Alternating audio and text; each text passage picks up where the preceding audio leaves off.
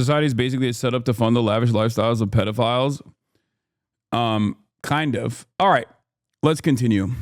So there is a very long 3-part series that friend of the show Jabri made about Jeffrey Epstein. And I feel like now that this is more relevant than ever before, I feel like that we could dive into that in a little bit after we're done covering the day's news, because there's a lot of stuff to cover. But I think I'm going to do that eventually.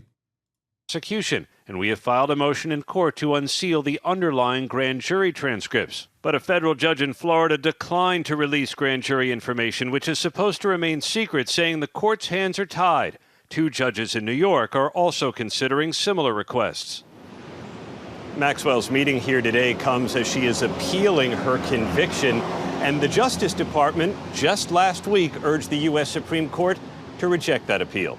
Michael? Yeah, I know a lot of people saying what comes of this meeting, if anything. Thank you so much for that. The more breaking news now, also, once again, from our US partner NBC News, and it is relating to this continuing saga involving the Trump administration and the Jeffrey Epstein files, and how many of those files are going to be made public. Well, a senior law official in the United States has confirmed that the Deputy Attorney General, Todd Blanche, is meeting right now with Ghislaine Maxwell, the former associate of Jeffrey Epstein, as well as Maxwell's own lawyers. They're meeting in a conference room inside the US Attorney General's office on the 4th floor of the federal courthouse in Tallahassee.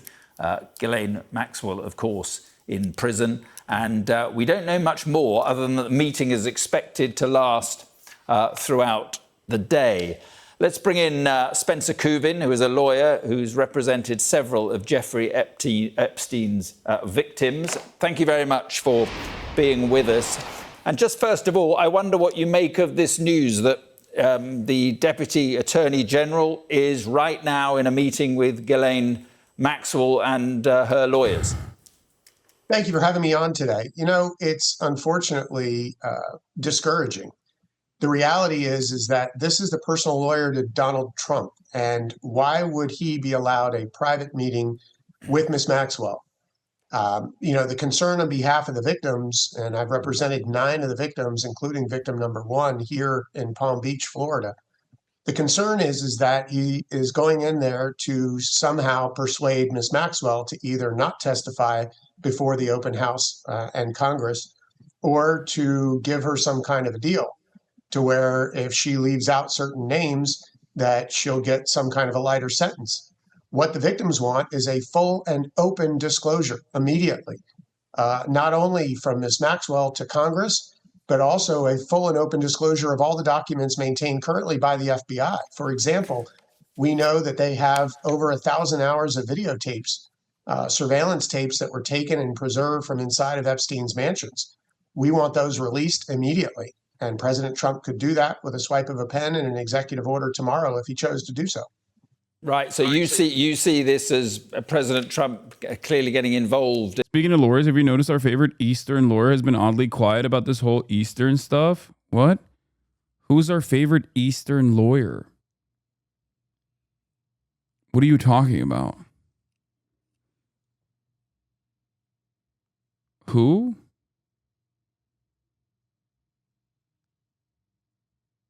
You mean the Dersh? Because he hasn't been quiet about it. Our favorite Epstein lawyer? Oh, you mean the Dersh? No, the Dersh has not been quiet about this. The Dersh actually thinks... I think the Dersh knows more than you think about this. I think the Dersh knows that Ghislaine Maxwell is not going to...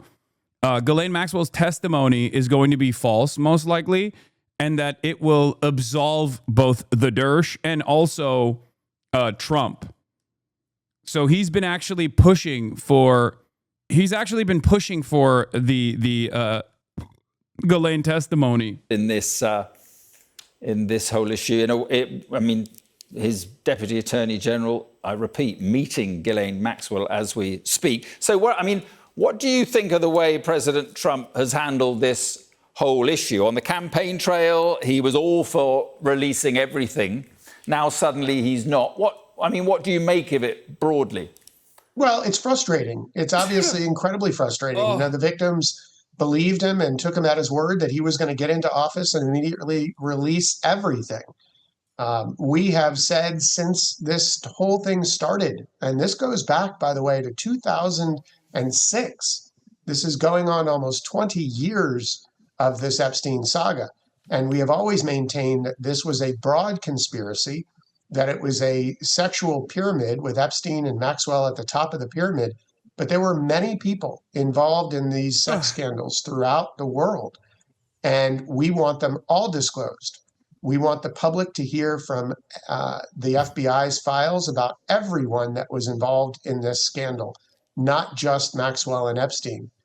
And it's frustrating that the president now is backtracking on the promises that he made to the general public to release this information.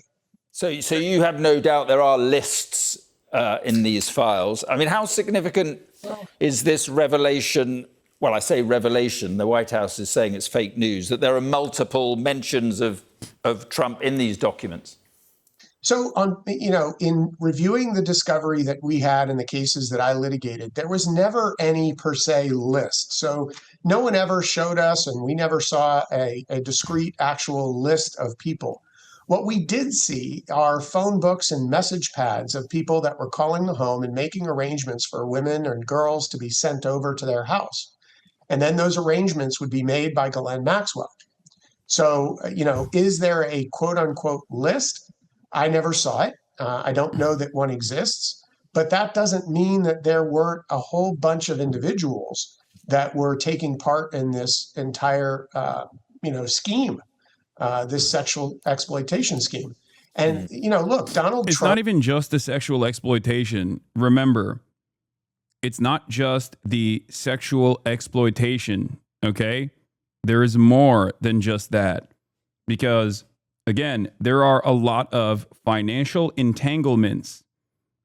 There are a lot of incredibly powerful, incredibly wealthy people who just gave a lot of money to Jeffrey Epstein.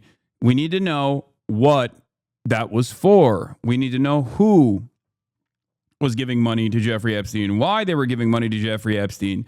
Like, eyes on the prize here. Don't get swept away with the sex crimes, which are numerous, and of course we want to know that as well. But remember, there's more than just the sex crimes too.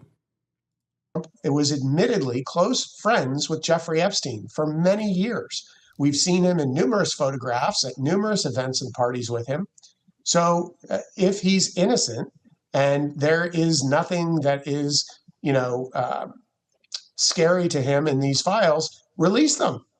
But if he doesn't release them, then the public is going to be concerned that there is something in these files that maybe implicates him in this conspiracy. And so, just finally, I mean, what is the potential for this causing political damage to the president? And a two-part question, really, because we've only got a minute or so. And is there a problem here that the victims of Epstein get lost in all this? Well, certainly, I think the victims want this information to be released. But I think that in order to prevent things like this from happening in the future, that there needs to be accountability on all parts. That means accountability on the part of all powerful, wealthy individuals that were taking part in this scheme. So at the end of the day, if he doesn't release these documents, then I think it's a political nightmare for Donald Trump. I think that everybody is going to have serious. Okay, HasanAbi, what is happening elsewhere that this Epstein thing distracting us from? Because if it's this big, whatever else is happening is huge. No, dude, this is the thing. Anything else that's happening around this is a distraction, and it's not even a successful one. What are you talking about? This is the thing. What more could be a thing than literally a bunch of, like a handful of incredibly wealthy, incredibly powerful people being directly associated with an international prolific sex trafficker of minors?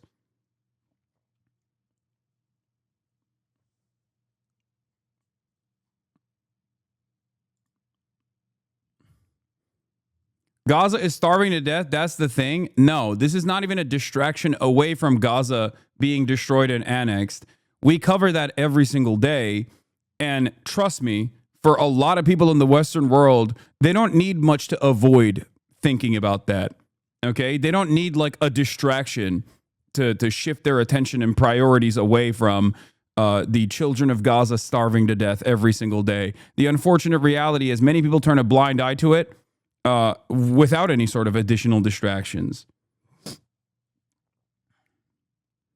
I'm not big into, oh, this story came out to distract us away from this other story type narratives anyway, with the exception of Donald Trump actively trying to, deflect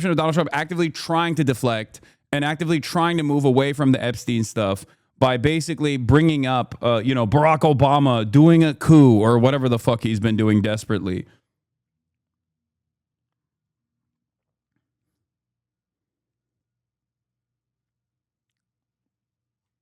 And yes, we know for a fact that Donald Trump is definitely worried. I covered this yesterday. In 1997, Israeli Prime Minister Netanyahu allegedly used tapes of Clinton's phone sex calls with Monica Lewinsky to pressure the White House into releasing convicted spy Jonathan Pollard.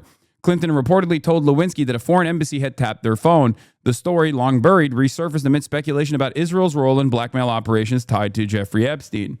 I covered it yesterday.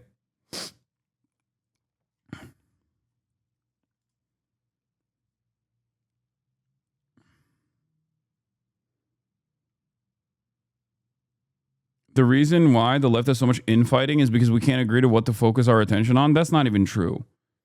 People can focus their attention on numerous things at the same time.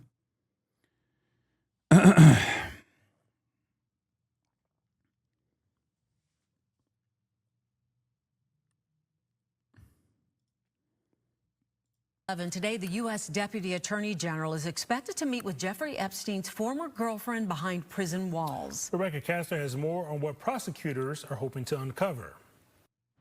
Recent photos show Jeffrey Epstein's former girlfriend and accomplice, Ghislaine Maxwell, going for a run inside the grounds of a federal prison in Tallahassee. She's been behind bars since 2020 when she was first arrested and later convicted. Oh, Trump is live with... Wait, hold on. Trump is live with Jerome Powell, who he has called to be investigated. The country is doing really well. I just briefed the chairman of the deal with Japan. Japan is putting up $550 billion in order to lower their tariffs a little bit. That way they have a little bit lower tariff. And they also opened their country to free trade, which nobody thought was even a possibility. And we get a zero tariff in the free trade. We don't pay tariffs, and they're going to pay 15% on everything they send into our country. So it's great. But they put up, as you could call it, seed money. Let's call it seed money. You could call it anything you want, but it's a total of $550 billion. So nobody thought any of that was possible, and it's wonderful. And we're doing pretty well with the European Union, likewise, and we have some others. They're all really big, and our country's going to make a lot of money. We would be helped if interest rates would come down, but we're going to see how the board rules on that soon. I'd love to see them come down a lot, but we have a country that's thriving. We had a country 1 year ago. Today we have the hottest country anywhere in the world, and we'll get this one finished. Mr. President, you thank you. Jerome Powell announced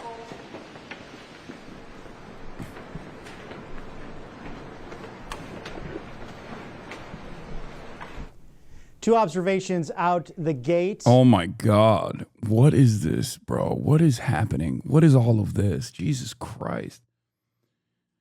Let's continue. Abused teenage girls. She is the Rosetta Stone. She knows everything. She arranged every single trip with everybody. That's why prosecutors at the Justice Department want to sit down with her as they dig deeper into Epstein's crimes and try to uncover who else may be involved. The president spoke to this yesterday, and he said he thinks it's an appropriate idea. President Trump encouraged the DOJ to reopen their investigation after facing intense public demand for answers on Epstein's potential clients. Earlier this month, the agency claimed there wasn't anything else to find, but Fox News can confirm the Attorney General told Trump his name was in the files. I am shocked. Based on his behavior of this last 10 days, I can't believe he's in the files. Who would have ever guessed that? President Trump said all along that he flew on his plane. Just because you're on the list doesn't mean doesn't mean you're a pedophile. Before leaving town, dude, I like the goalposts swinging. Okay, the goalposts are so motorized at this point. Republicans are going from release the pedophile list and it's time to indict Hillary and Bill Clinton for doing pedophilia to, well, you know, you fuck a couple children with Jeffrey Epstein and then all of a sudden you're called a pedophile. Calm down. Is crazy, dude. They literally went from, if you've been in the immediate vicinity of Jeffrey Epstein, you're a pedophile that must be criminally indicted to, you know, who amongst us hasn't flown in the Lolita Express? Down to now, eventually, who hasn't sent a body letter to Jeffrey Epstein for his 50th birthday saying that they both share hidden secrets? I mean, I would have done the same. What's next, dude? You're going to find out that Trump actually, you know, assaulted a child and be like, well, you know, sometimes children are assaultable. Like, is that what it is? Is that the next step here? Chatters, I am not oblivious. Of course, I know that France has officially said they will recognize Palestine by September. Please stop coming in here to spam it in the chat to be like, dude, I want to be the first to tell you. I know. 1, we are going to get to it. 2, it's nowhere near as significant as you think it is. I don't want to fucking, rain on your parade here, but Ireland recognized Palestine a while ago, and yet they have not even been able to implement boycott, divestment, and sanctions. It's a good thing, and it's only a good thing, even though it is considered a major step. But it's only considered a major step because of the ongoing, continuous injustice against Palestinians. Okay? Understand. I know. Adam from PBD asked Vinny, so you now want to put Trump in jail because he might have slept with a 17-year-old? Oh my God, that's incredible. Ireland is not a G7 country, though. I know, but the reason why I'm bringing up Ireland is because it's a Western European nation state that has recognized Palestine, and even outside of the G7, regardless of the fact that they've recognized Palestine, they can't even get boycott, divestment, and sanctions implemented in Ireland. That's the difference. That's what the problem is. So I'm telling you the limitations. I am telling you the limitations of this major first step.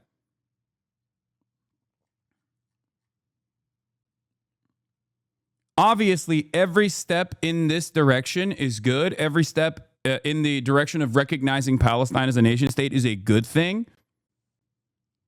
Having said that, there is so much more that needs to be done in the limited amount of time that we have. I'm not Mr. Make Perfect the enemy of the good, but it's just until there is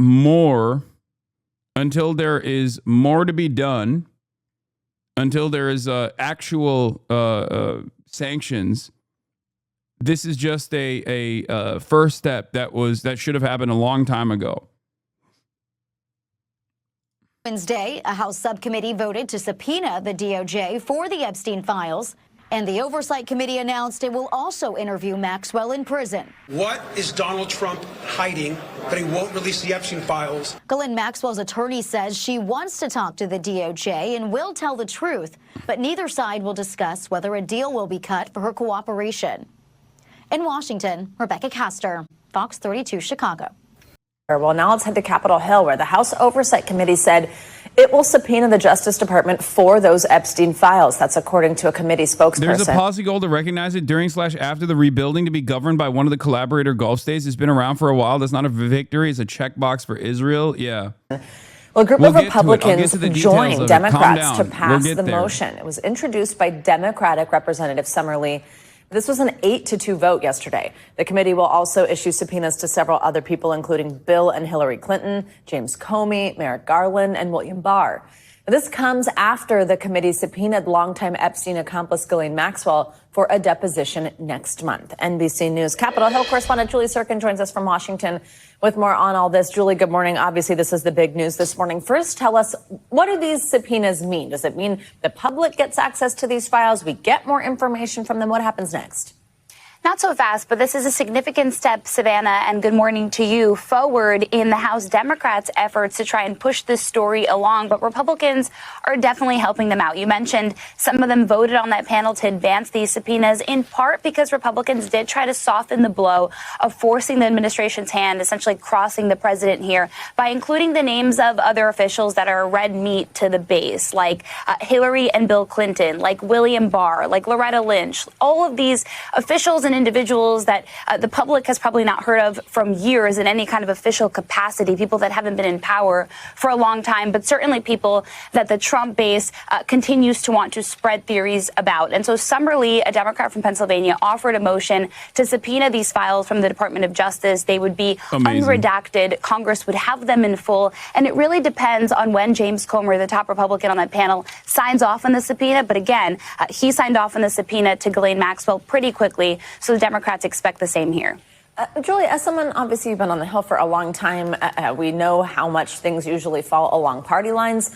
This is not so much the case here. I mean, just what's this whole battle over the handling of these files done to the atmosphere there as we see Republicans join with Democrats on certain things and then some kind of hold out because the president says so? Well, Speaker Johnson is trying really hard to make this a partisan issue. He keeps blaming Democrats, both in his comments to us on the Hill and in his comments on X, on Spaces. He had a conversation with some MAGA influencers yesterday, and all he does is try and paint this as an issue that Democrats are trying to exploit Republicans in. He also points out the fact that Democrats did not try to release these files when President Biden was in power. But the counter argument to that is that the president and his base and Republicans are the ones who kind of put this conspiracy out there, that there exists this list, that there exists these documents that implicates all of these individuals. And that is why the Republican base wants to hear this issue out. Democrats are having a field day with this, to be clear. There were some conversations yesterday. Does this distract from their messaging on that so-called One Big Beautiful Bill, the social safety net programs that will be cut as a result of that? They pushed back quite forcefully. The top Democrat, Hakeem Jeffries, said he thinks these two issues are connected. And by the voting, by these subpoenas in the Oversight Committee, both to Maxwell, but also to the DOJ with these files and even these other individuals, it'll make sure that this story goes on. And it's really becoming a Hill versus White House story and not a Republican versus Democrat story at all. Julie, one other thing I want to talk to you about, something happening later this morning, the Senate re-voting on 7 of President Trump's judicial nominees. What are some of the big ones here and why a re-vote? Jeanine Pirro is one of them. Remember, she's somebody who the president nominated to be a top attorney here in D.C. That's when another nominee was struck out because he didn't have the votes. But she's not really the top story here, and that's because the reason for this delay is because you'll remember last week, Senator Cory Booker surprised pretty much everybody when he stopped a committee hearing that was considering some controversial nominees, most particularly somebody named Emil Bovee, who has a long list, a long background. The Democrats say is problematic. There was a whistleblower who alleged that he is somebody in his personal capacity as a lawyer to the president. And later on, of course, as a counselor in this administration, tried to tell the administration they can defy court orders. Still, though, Booker ended up speaking over a process in which Republicans tried to push forward with those votes. Other Democrats left the room. There has to be at least 2 members of the minority party present when those votes take place. In this case, it was just Booker in the room. And so 7 of those 12 nominees didn't get voted out successfully, and that's why the Senate Judiciary is doing a do-over today. All right, Julie Sirkin, thank you so much. We thank you for watching. Recognize the Democrat leader. Mr. President. Chuck Schumer warns Trump could offer pardon for silence, as DOJ said to me with Ghislaine Maxwell. I like seeing stuff like this because this is the correct approach to this issue. This is the correct way to talk about this issue. And I'm shocked that even someone like Chuck Schumer, who is the #1 booster of Israel, who is way more predisposed with making the left love Israel and never really there when it comes to resisting against Donald Trump, is also taking on this task. That's a good thing. That is not a bad thing.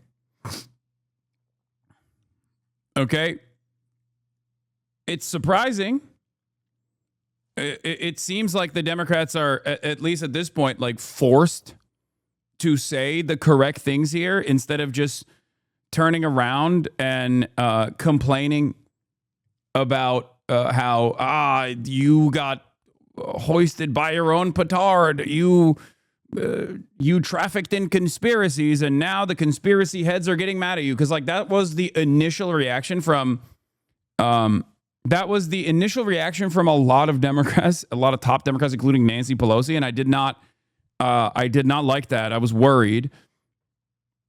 So I'm glad that they are actually, they're recognizing there's blood in the water, and they're just not doing the classic Democrat thing.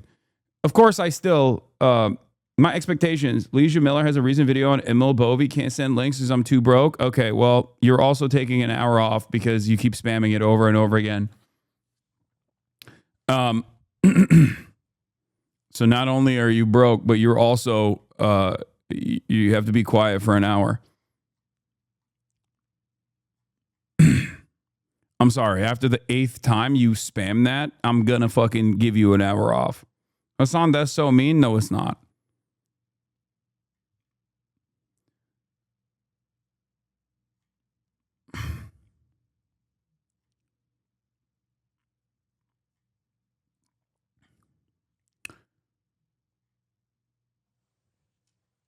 In any case,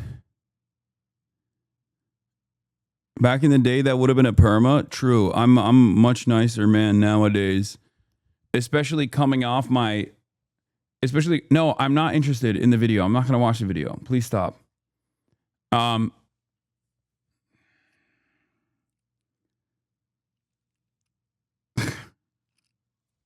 literally just timed out someone. You don't have to immediately link it.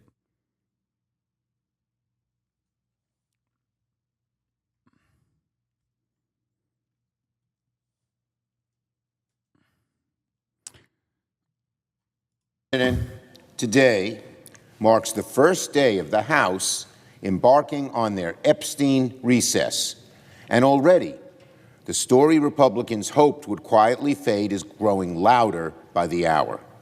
Just yesterday, the Wall Street Journal reported that Attorney General Pam Bondi and the Department of Justice informed President Trump back in May that his name appears multiple times in the Epstein files. Let me remind my colleagues, only last week, Donald Trump told a reporter that Attorney General Bondi never told him his name was in those files.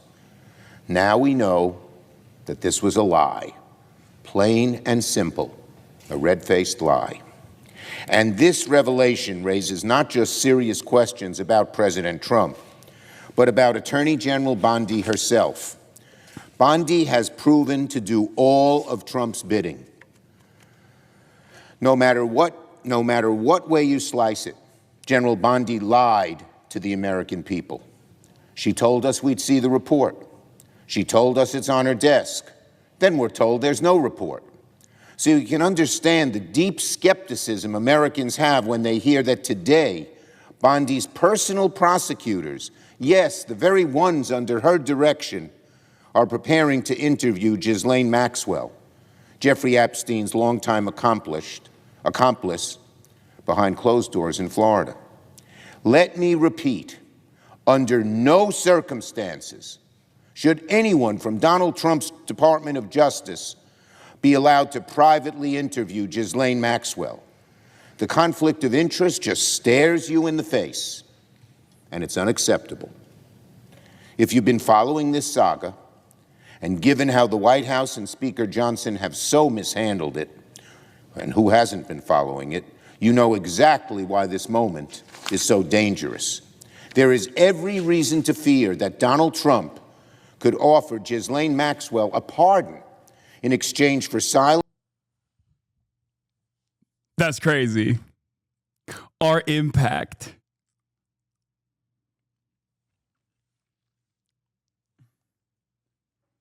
I guess Chuck's been watching. I guess Chuck's been watching the HasanAbi broadcast.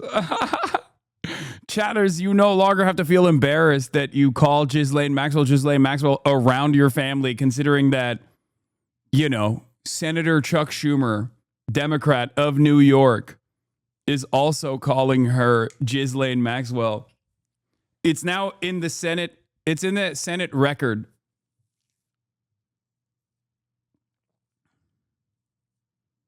I guess Chuck Schumer has been watching the broadcast.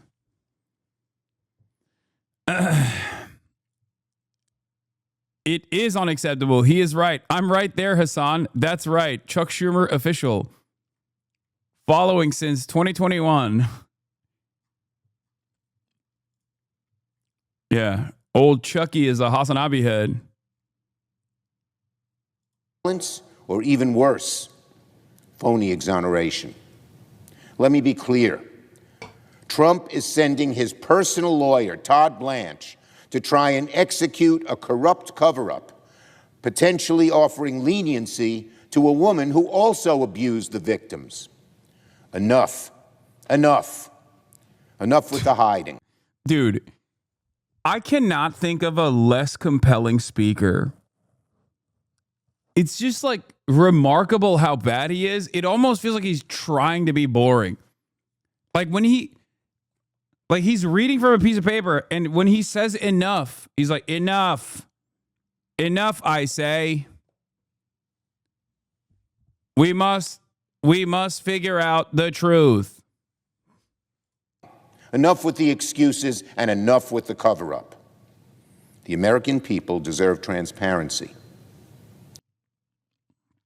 It's crazy because, like, we got him and we got Hakeem Jeffries, who's also in the same wavelength, who also hits the same notes. How did we get here? It is crazy. They deserve answers. And there are massive questions here, not just for the president, but for the vice president, the attorney general. Okay. House Speaker Mike Johnson is facing down critics of his decision to send lawmakers home early for the summer amid controversy over the Epstein case. It's just one of the many issues that Johnson talked about in an interview with our Major Garrett for The Takeout. And to the point when the Trump Justice Department said there were more than 1,000 victims, for people who knew this case very, very well, did a lot of investigative work on it, that number surprised them. High number. Yeah. Meaning that to their minds, investigative reporters and others, there have to be accomplices, uncharged accomplices, and that aspect of justice is still missing.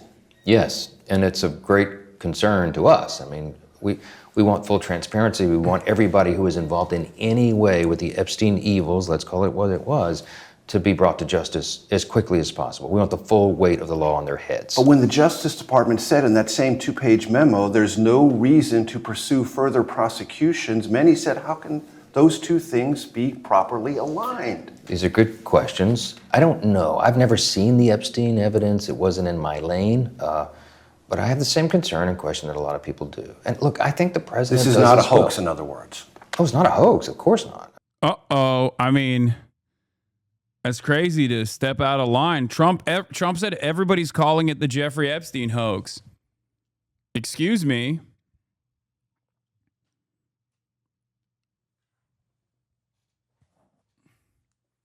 Everybody's calling it that. Everybody includes Mike Johnson. Interesting. And Major Garrett joins us now. Major, so glad to have you here. Not a summer of fun and love for Mike Johnson. How much is this Epstein controversy hanging over the speaker? Well, it hangs over the remainder of this summer, and it will be an enormous issue when Congress returns in September. Now, look, let's be fair to the Speaker and the House Republican majority. They have gotten a lot of work done on behalf of the Trump White House. Man, I'm so tired of the story. It's an obvious distraction. Just look at the timing right after the BBB. Brother, I don't know how to describe this to you, but the BBB already happened in 2017. Okay? I promise you, this is more impactful in Trump's base. It's more impactful in like harming Trump and separating Trump from like a bunch of people who were big time supporters of Donald Trump than tax cuts for the super wealthy and Medicaid being destroyed and SNAP benefits being destroyed. Republicans have endless appetite for getting fucked over on the legislative side, especially when it's not happening immediately, especially when it's like hard to decipher, because like the way that they cut Medicaid in the big beautiful bill was not done in a way where it was like, we are going to just completely shut off Medicaid. It was like, oh, we're just going to put you under paperwork, mountains of paperwork, and it's going to happen 2 years from now. So like these guys were never going to actually understand who's doing it. Okay, they got what they want. Now they want President Vance. Now, okay. This I can see. But notice how this is very different than this. They're not trying to shift the attention away from something. I would go so far as to say that Donald Trump actively wants to shift the attention away from the Epstein stuff in general, which is part of the reason why the media is actually hammering this on. Also, J.D. Vance is noticeably absent from this conversation. Have you guys noticed? He is not around. He is just going to Nantucket. He's going to Disneyland. He's all over the place. He's just not on camera. He is never speaking on camera, and he's never talking about this. He's having dinners with Tim Dillon, which is wild. That was crazy. The only time he's talking about Jeffrey Epstein is when he's having a private dinner with Tim Dillon. It seems. We'll get to that in a second. It's been a highly productive year so far legislatively. But this has become a crisis of leadership, and here's why. If you get in your car, Tony, and it doesn't work, you know there's something wrong when you push the ignition button and nothing goes on. In the House, the car runs through the Rules Committee. The Rules Committee could not function this week. Why? Because Republicans would not advance legislation to the floor because they wanted some signals from leadership about how to proceed on all sorts of resolutions and amendments dealing with Epstein. They got no guidance from leadership, and the House effectively stopped working. The ignition button was essentially disconnected. When the House doesn't work, it can't move legislation. And when it can't move legislation, all attention focuses on leadership. Why do you think he's being so silent on everything? J.D. Vance is a brown noser and has brown nosed his way all the way to the top. Okay? He's also backed by very powerful billionaires and has a vision and has a goal in mind. He wants to be the successor to the MAGA movement. But in order to be an effective successor to the MAGA movement, while simultaneously knowing that Trump is a bad person, okay, you have to sometimes keep quiet when there is fissures in the base. He can't come out and like defend Donald Trump aggressively and then have people yell at him over it. You know what I mean? He has he knows that there are big fissures happening within the base of support for MAGA that he wants to make sure that he can have the support of down the line. And he's just basically waiting it out to see whichever way the wind blows.